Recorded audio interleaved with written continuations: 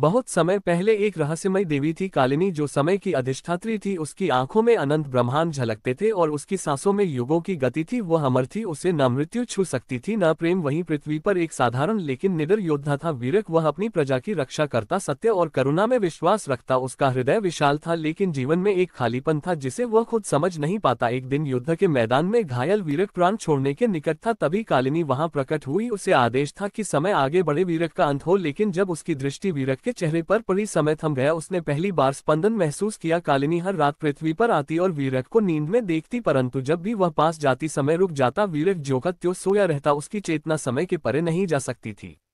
वह जान भी नहीं पाता कि कोई उससे प्रेम करता है। कालिनी की पीड़ा बढ़ती गई। वह देवी थी पर हृदय अब मानवीय हो चला था।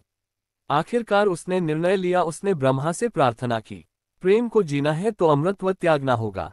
क्या तुम तैयार हो? उसने कहा, एक पल की सच्ची अनुभूति युगों के मौन से बेहतर है। और जैसे ही उसने अमृतत्व का त्याग किया, समय पुनः चल पड़ा। वीरक जागा। पहली बार उसने देखा वह स्त्री जो हर रात उसके स्वप्न में आती थी, आज साक्षात उसके सामने थी। तुम कौन हो? वो जो तुम्हारे बिना कभी नहीं थी।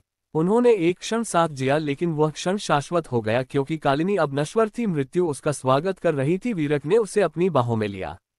आंसू और मुस्कान के संग वह विदा हुई। कहते हैं ब्रह्मा ने उस क्षण को सहेज लिया। आज भी जब कोई सच्चा प्रेम करता है, एक क्षण के लिए समय थम जाता है।